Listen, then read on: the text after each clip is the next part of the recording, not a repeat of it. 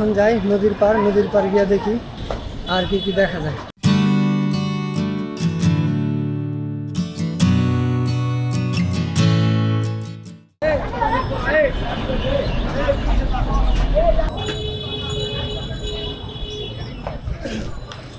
কাকা টার্মিনালে দিকে সদরঘাটে?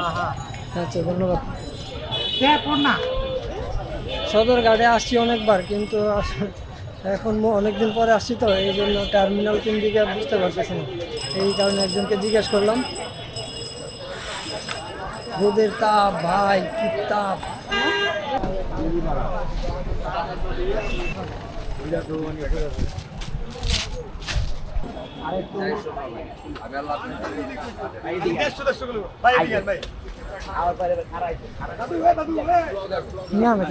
কি ব্লগ করবেন? ব্লগ করবেন? হ্যাঁ করতেছি। কি ব্লগ করতেছেন? এই যে দিক দিয়ে আসলাম এইখানে আপনার না কিছু করে এই যে আসতেছি আর কি, ঘোরার গাড়িতে করে আসলাম, তারপরে এখন টার্মিনালে যাবো। আরে আমার না ইউটিউব বছরকে ভিডিও করে। চ্যানেলের নাম কি? খাই খাই না আমি যাই। নোমড পারভেজ নোমড পারভেজ। নতুন নতুন এই দাঁড়ান না, বাইক না আগে। এই বাইকের নাম বলো, বাইকের নাম কি? আরে লজ্জার কিছু না, আমার মতো লোকের লজ্জা ভেঙে গেছে। আর এটা তো কোনো বিষয় না। টিকটক না তো এটা। আরে কিছু করি না আমি, আমার টিকটক না তো বলা, তুই কবি বেলা টিকটক আর ইউটিউবে কি তো টিকটক ইউটিউবার না তো। বাইক না চেতা গেছে। টিকটক আর ইউটিউব কিন্তু একজন। টিকটকে সেলিব্রিটি বানাই দিব, কিন্তু ইউটিউব সেলিব্রিটি না। আচ্ছা ভাই, এইখানে আপনার পাইকারি একটা বাজার আছে। পাইকারি বাজার কি এটাই নাকি ভিতরে বা কোন জায়গায়? ভিতরে। আর এখানে সব খুচরা বাজার না? খুচরা পাইকারি নিতে পারবে। খুচরা পাইকারি। ক্যামেরা কি চালু আছে তো? হ্যাঁ ক্যামেরা চালু আছে। ক্যামেরা চালু কই ভাই, দেখি না তো। বানানো যাবে, ঠিক আছে? ছেড়ে দিবেন এই যে, ছেড়ে দিবেন। দেখেন এইসব জামাগুলো মাত্র রেট কম একবারে, যে 60 টাকা পিস। যার লাগলে ভাই আজকের অফার 60 টাকা পিস। এইটার সিস্টেমটা কি, মানে পার পিস নাকি বেশি করে নিতে হয়? এক পিস করে নিলে আজকের জন্য অফার। পয়সা কেমন তো 60 টাকা পিস। সানি ফ্যাশন দোকানের নাম কি? হাফসা ফ্যাশন রিটার্ন মামার কালেকশন। এখানে হাঁটতে হাঁটতে হাফসা ফ্যাশন রিটার্ন মামার কালেকশনের সামনে এসে দাঁড়ালাম। এখানে আমরা এখন বিভিন্ন প্রাইস জামা কাপড়ের প্রাইস জানবো। তো এখানে একটা জিনিস নিয়ে আলোচনা করছিলাম কিছুক্ষণ আগে, পার পিস 60 টাকা। শুধু বৈশাখের জন্য, বৈশাখের অফার উপলক্ষে।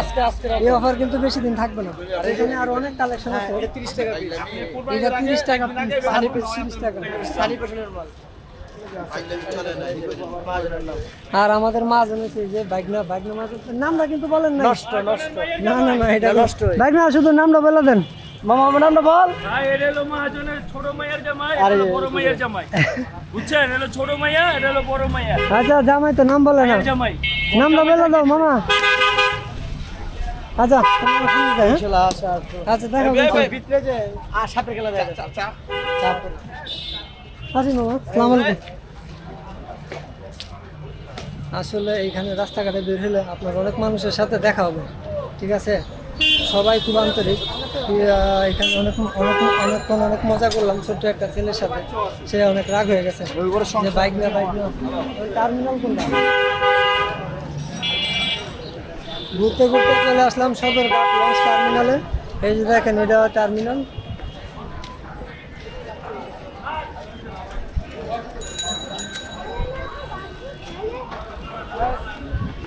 যদিও টার্মিনাল আগের মতো খুব বেশি মানুষ নাই, কারণ পদ্মা সেতু হওয়ার পরে আসলে টার্মিনালের অবস্থাটাই অনেক খারাপ হয়ে গেছে। লঞ্চের মধ্যে এখন সর্বোচ্চ অর্ধেক যাত্রী হয় কিনা সন্দেহ। টার্মিনালের গেট কোনটা খুঁজে দেখি।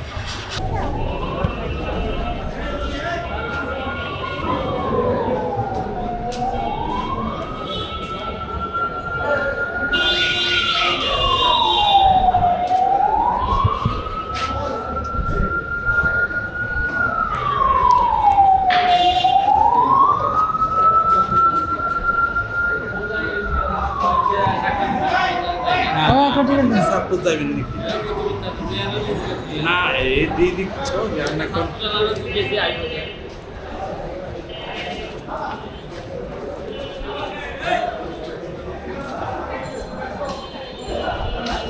ছেড়ে দেবেন।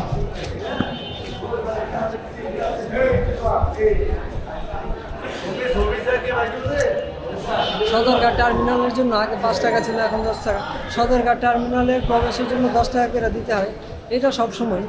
আর টার্মিনালের পরিবেশটা একটু দেখাই। আসসালামু আলাইকুম। আমার সাথীও ঠিক আছে, একসাথে বলতেছে পানি নিয়ে আসতে আসি, আমি কিন্তু এখানে দাঁড়াই একটু সামান আছে তো। লঞ্চের টাইম সন্ধ্যায় না? না মাছ ছাড়বে 7টায়, আমাদের 3:10। হ্যাঁ লঞ্চের টাইম 6টায়। হ্যাঁ, ঢাকা থেকে রওনা দেবে, বরগুনা যাবে। ও বরগুনা, হ্যাঁ, আচ্ছা। হ্যাঁ, হ্যাঁ। বরগুনা লঞ্চের টাইম 6টায়, আর বরিশাল যেটা যায় এটার টাইম 9টার পর থেকে শুরু। হ্যাঁ আসসালামু আলাইকুম। আসসালামু আলাইকুম, ভালো আছেন? আমার বাড়ি কিশোরগঞ্জ আর কি। আমরা সিলে দিলাম মাঝখানে আগে নাকি এটা ক্যামেরা। সাংবাদিকে কিশোরগঞ্জে চিল্লা দিয়েছেন হ্যাঁ। কয়দিনের? 40 দিন।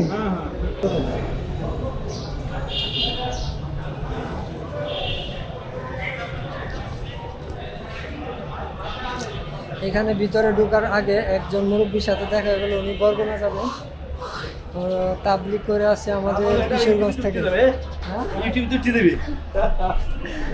আসলে লঞ্চ ঘাট তো অনেক খালি দেখতেছি, সন্ধ্যার পর থেকে মনে হয় বেশি লোকজন আসা শুরু করবো নাকি? এদিকে প্যাসেঞ্জার নাই, এদিকে প্যাসেঞ্জার নাই, প্যাসেঞ্জার ওদিকে নাই।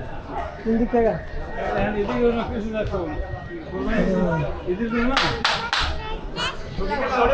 শেষ করে গেল।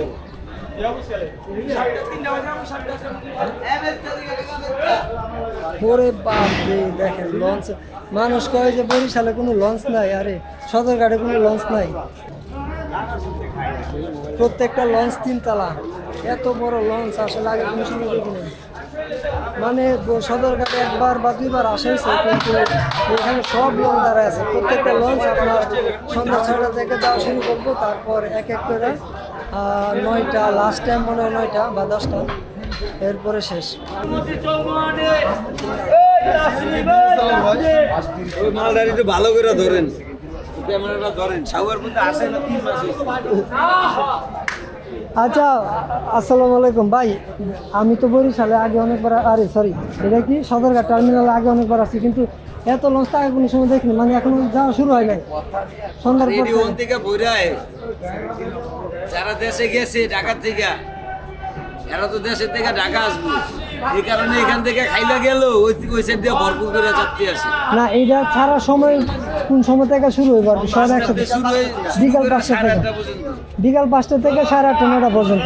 এখানে কথা বলে যেটা জানতে পারলাম যে লঞ্চ 5টা থেকে ছাড়া শুরু করবে, তারপর আপনার লাস্ট টাইম 8:30, 8:30 বা 9টা সর্বোচ্চ, 9টার পরে লঞ্চ শেষ। তো এখন এই জন্য এখানে এই লঞ্চগুলো সারা রাত্রিবেলা আসছে, আর সকালে এখানে এসে মঙ্গল করছে।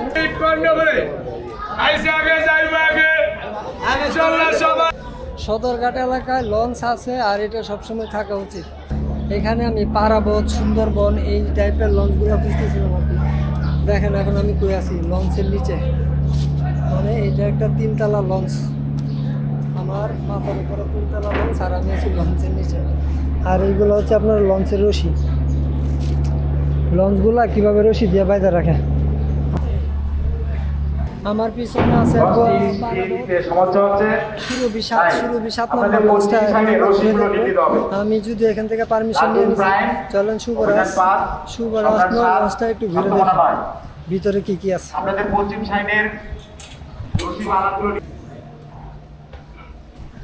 লঞ্চের শুরুতেই কত সুন্দর একটা সিঁড়ি দিয়ে রাখছে, আর এইখানে ওই টাইটানিকের মতো একটা থিম, খুব সুন্দর একটা জায়গা।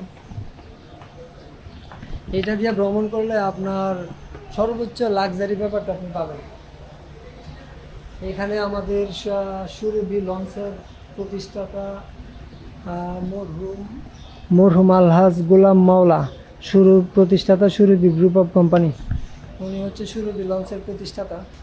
এখানে আরেকটা জিনিস আছে, এখানে এটা এটা এটা হচ্ছে আপনার লাইট, যে লাইটটা দিয়ে রাতের বেলা লঞ্চ চলে, লাইটের পাওয়ার দেখেন, পাওয়ার। এটার ভিতরে ছোট্ট একটা বাল্ব, এলইডি বাল্ব। এখান থেকে সামনের ভিউটা দেখা যায়, আর এই লাইটটা দিয়ে লঞ্চ আসলে চলাচল করে। প্রত্যেকটা লঞ্চের মধ্যে এরকম একটা বড় বড় লাইট আছে। আমার পাশের যে লঞ্চটা আমার পাশের যে লঞ্চটা, এই লঞ্চটা হচ্ছে পারাবত লঞ্চ। এইটা পারাবত 18। তো চলেন আমরা এখন আমরা দুতলাতে আছি, এখন আমরা তিন তলাতে যাই। যদিও লঞ্চে এখন আর খুব বেশি মানুষ যায় না, তারপরও কিছু কিছু লোক আছে যে সারা জীবন লঞ্চই ব্যবহার করবে, কারণ লঞ্চের মজাটা সম্পূর্ণ আলাদা। আপনি যদি একবার লঞ্চে ভ্রমণ করেন বা আপনার হাতে যদি ওই পরিমাণ সময় থাকে, তখন আমার মনে হয় যে বাস থেকে লঞ্চে যাওয়াটাই অনেক সেফ কিনা জানি না, কিন্তু আরামদায়ক আর কি। এখানে অনেক সুন্দর সুন্দর চেয়ার দেওয়া আছে, আর এইগুলো হচ্ছে সব কেবিন। এখানে প্রত্যেকটা জিনিস হচ্ছে কেবিন। এই কেবিনের ভাড়া এখন কত? এখন মনে একটু কম নেওয়ার কথা, কারণ এখন তো বাসের জন্য আপনার কি বলে লঞ্চে মানুষ কম যায়, তারপরও কম না, আগের মতোই আছে। যাক, ওইটাই আমার কাছেই শোনো। এখন আমরা লঞ্চটা একটু ঘুরে দেখি।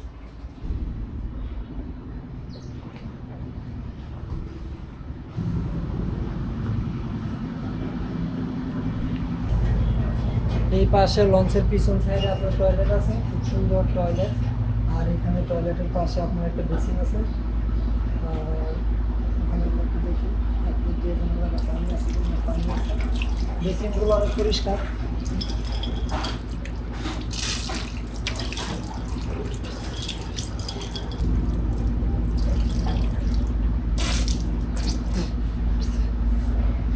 আপনারা আবার ভাববেন না যে এই পানিটা বুড়িগঙ্গা নদীর পানি, এটা কিন্তু আলাদাভাবে সাপ্লাই করা ফ্রেশ পানি। তো এরকম একটা লাক্সারি লঞ্চের ভিতরে কোনো বাজে কোনো কিছুই নাই, প্রত্যেকটা জিনিসই সুন্দর এবং নিরাপদ। এই যে আমি পানিটা দেখলাম, এই পানিটা কিন্তু খুবই পরিষ্কার। আমরা এখন দেখি লঞ্চের উপরের দিকে যাই।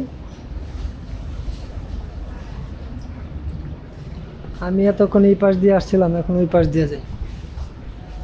এইদিকে আরেকটা সিঁড়ি আছে উপরে ওঠার, আমরা এখন এই সিঁড়ি দিয়ে উপরে উঠি।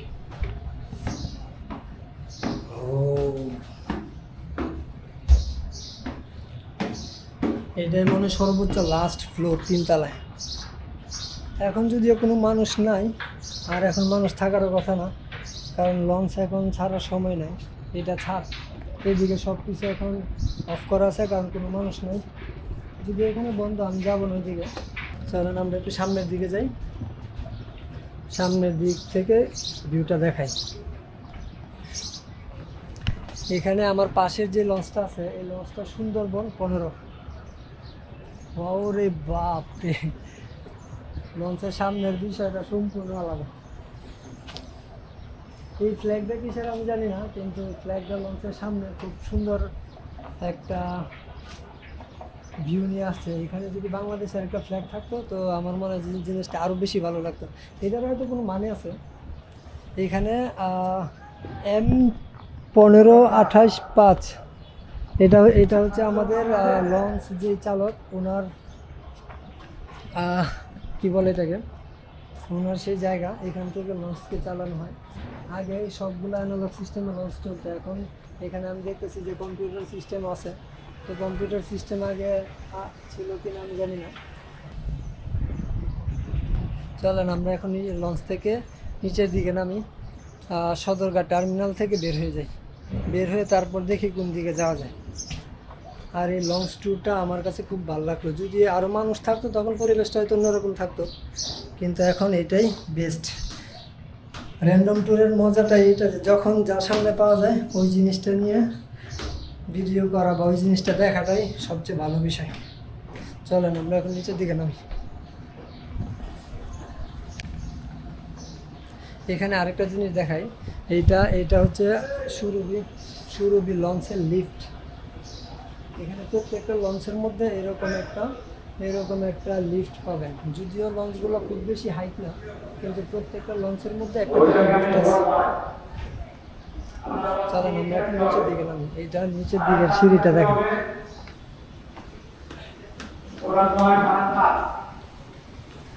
এই জায়গার পরিবেশটা আরও বেশি ভালো লাগতো যদি পানির কালারটা নর্মাল একটা নদীর মতো থাকতো।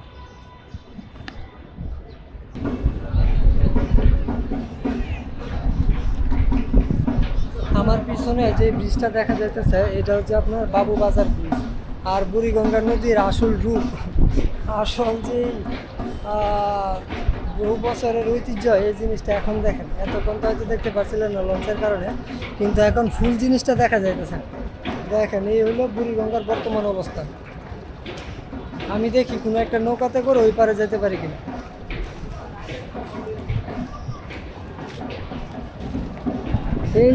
এই দিক থেকে নৌকা ছাড়ে গিয়া দেখি ওই পারে যাইতে কত টাকা লাগে আর কিভাবে কি আছে ওই পাশে। চলেন যাই।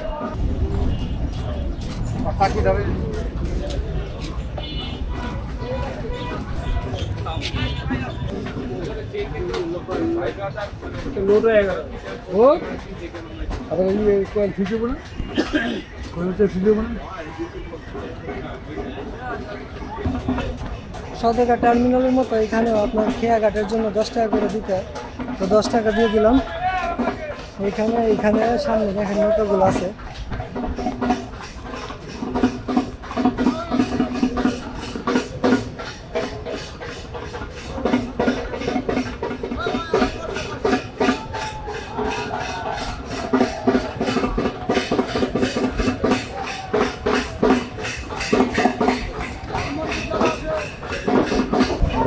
এইখানে হিন্দুদের মনে হয় কোনো পূজা চলতেছে, একটু দেখে আসি। চলেন,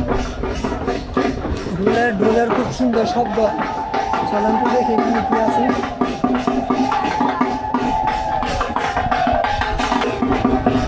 এখানে আসলে বিষয়টা কি আমি জানি না, তো একটু অপেক্ষা করে দেখি এখানে কি আছে। চলেন একটু কাছে গিয়ে দেখি এখানে কি আছে।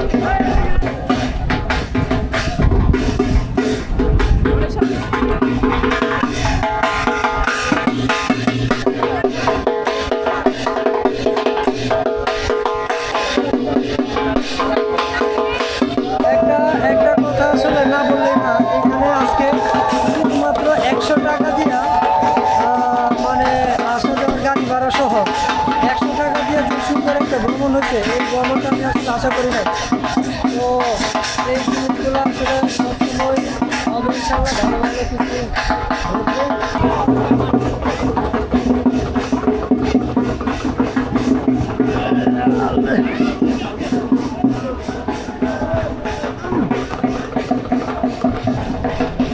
ওই পারে যেতে চাইছিলাম কিন্তু এখন আর যাবো না, কারণ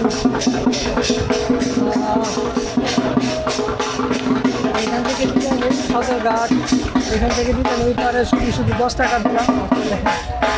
কিন্তু ওইটাই তো যে জানি না কখন কোন জায়গায় কী হয়। তো চাইছিলাম যে ওই পারে যাইতে, কিন্তু এখানে সুন্দর একটা পূজা দেখলাম। পূজা দেখার পরে আসলে আর ওইদিকে যাওয়ার কোনো ইচ্ছা হইল না। এই ভিডিওটি আজকের জন্য এখানেই শেষ। পরবর্তী ভিডিওর জন্য আবার আমন্ত্রণ। খোদা হাফেজ।